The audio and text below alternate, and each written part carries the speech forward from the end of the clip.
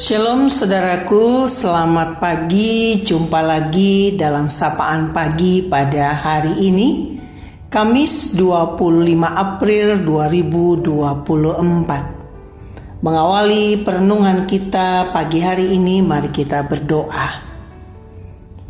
Ya Tuhan, Sang Firman yang hidup, kami senantiasa rindu untuk merenungkan firman Tuhan, sehingga dalam perenungan kami boleh semakin diteguhkan, bahkan menjadi pedoman dalam kumul juang kehidupan kami.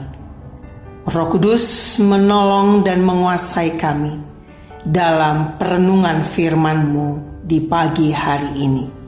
Dalam nama Tuhan Yesus Kristus Sang Firman yang hidup, kami bermohon. Amin. Saudaraku yang terkasih dalam Tuhan Yesus Kristus, tema kita pada hari ini adalah kuasa kebangkitan Kristus. Kita masih ada di suasana kemenangan kebangkitan Kristus, sehingga mari kita merenungkan tema kuasa kebangkitan Kristus. Pembacaan kebenaran firman Tuhan yang menjadi landasan perenungan kita terambil dari 1 Korintus 15 ayat 57 sampai ayat 58. Namun syukur kepada Allah yang telah memberikan kepada kita kemenangan melalui Tuhan kita Yesus Kristus. Karena itu saudara-saudaraku yang terkasih, berdirilah teguh, jangan goyah, dan giatlah selalu dalam pekerjaan Tuhan, sebab kamu tahu bahwa dalam persekutuan dengan Tuhan, jeripayamu tidak sia-sia. Tokichi Ishii dikenal sebagai seorang pembunuh berdarah dingin di Tokyo. Akhirnya ia tertangkap dan dipenjarakan. Ada 2 orang misionaris wanita berkebangsaan Kanada mencoba berbicara dengannya melalui jeruji besi penjara. Berulang-ulang mereka mencoba menjalin komunikasi dengannya, alih-alih mau berdialog, mendengar tatapan matanya bak binatang buas yang siap menerkam mangsanya. 2 wanita yang terkenal sabar itu mulai kehilangan kesabarannya. Mereka tidak lagi mengunjunginya, namun mereka meninggalkan sebuah Alkitab untuknya. Karena ia sangat penasaran dengan buku yang ditinggalkan oleh 2 wanita asing itu, ia memungut, kemudian mencoba membacanya. Dan pada saat itu sulit baginya untuk berhenti membaca. Ia terus membaca dan terus membaca. Ketika itu untuk pertama kalinya membaca kitab Injil, dan ia berkata, "Aku berhenti. Hatiku seakan-akan tertusuk, tembus oleh paku 5 inci. Haruskah aku katakan itu kasih Kristus? Haruskah aku menyebutnya belas kasihan?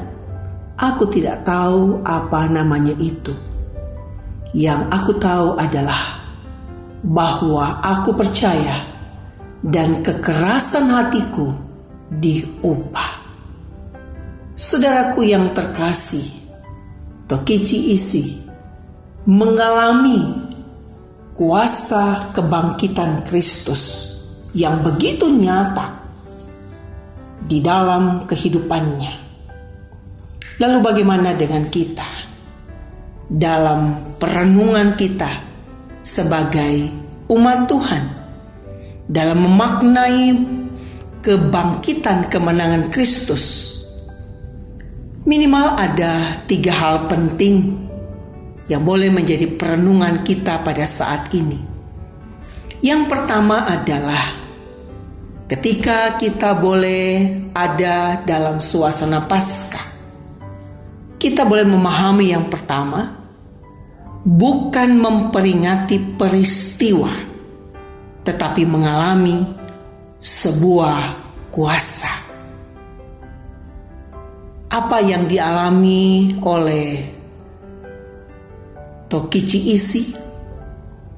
Ia bukan memperingati peristiwa, tapi ia mengalami sebuah kuasa. Kuasa yang mengubahkannya, kuasa yang membuatnya mengalami sapaan, sentuhan, dan juga kuasa yang akhirnya membuatnya mengatakan bahwa sungguh aku percaya dan hatiku yang keras itu kini berubah. Yang kedua, saudaraku, saat kita boleh sungguh-sungguh memaknai Paskah dalam kehidupan kita, kebangkitan kemenangan Kristus, mari kita renungkan bagian yang kedua, iman prapaskah atau iman Paskah. Apa yang dimaksudkan di sana, saudaraku? Iman prapaskah adalah introvert yang tinggal di kubur. Ia hanya mengeluh, menangis, dan meratap. Refleksikanlah itu dalam kehidupan saudara. Apakah ketika saudara mengalami pergumulan, tantangan kehidupan, saudara hanya mengeluh, meratap, dan menangis, dan hanya tinggal tidak melakukan apapun juga dan menutup diri dengan segala sesuatu yang ada? Atau justru ketika saudara mengalami setiap pergumulan, saudara memiliki iman Paskah, iman yang dinamis, yang adil, yang ekstrovert, pergi keluar untuk boleh senantiasa mempersaksikan tentang Kristus yang hidup dan menghidupi perjalanan spiritualitas ini, sehingga tetap teguh di tengah-tengah pergumulan yang ada. Renungkanlah itu, saudaraku. Apakah iman Paskah itu sungguh-sungguh ada? Bahwa dalam kehidupan kita apapun yang terjadi, kita akan terus aktif untuk berkarya.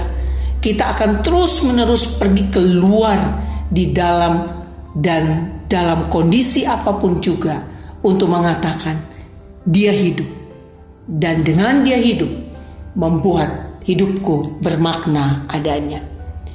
Yang ketiga, saudaraku, adalah di dalam kita boleh memaknai Paskah, perayaan iman, harapan, dan kasih itu boleh terus ada dalam kehidupan kita, bukan hanya pada saat Paskah, tapi sungguh dalam perjalanan kehidupan kita.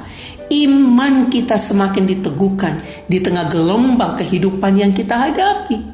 Harapan kehidupan kekal yang akan kita terima karena kita percaya pada Sang Hidup. Dan di dalam menjalani hidup ini, kita terus mengobarkan kasih, sehingga orang-orang sekeliling kita sungguh boleh merasakan hadirnya Kristus dalam hidup kita. Dan mereka boleh melihat bahwa benar-benar aku mengalami kuasa kebangkitan Kristus. Mengalami kuasa kebangkitan Kristus. Kuasa kebangkitan Kristus mengubahkan, membuat aku semangat, membuat aku bersaksi, membuat aku memberikan diri untuk tidak jemu-jemu melayaninya. Aku tidak akan goyah, tapi aku akan terus-menerus setia dalam setiap karya yang Tuhan berikan dalam kehidupanku. Teruslah berjuang, saudaraku. Yakinilah bahwa kuasa kebangkitan Kristus menguasai kehidupan kita, sehingga kita akan terus berdiri teguh, tidak akan goyah, dan giat selalu dalam pekerjaan Tuhan. Tuhan Yesus memberkati setiap kita. Mari kita berdoa. Terpujilah Engkau Tuhan yang telah menang, sehingga membuat kami menjadi anak-anak kemenangan itu. Tolong kami dalam seluruh perjalanan kehidupan kami pada hari ini, agar benar hidup kami mempersaksikan tentang-Mu dan menyatakan bahwa benar-benar Engkau hidup dalam kehidupan kami. Lewat pikiran, perkataan, perbuatan kami, nama Tuhan dipermuliakan. Dalam nama Tuhan Yesus Kristus kami bermohon. Amin. Selamat beraktivitas saudaraku, beraktivitas dengan penuh iman bahwa Tuhan tetap ada dalam hidup ini, menyertai, memberkati kini sampai selama-lamanya. Amin.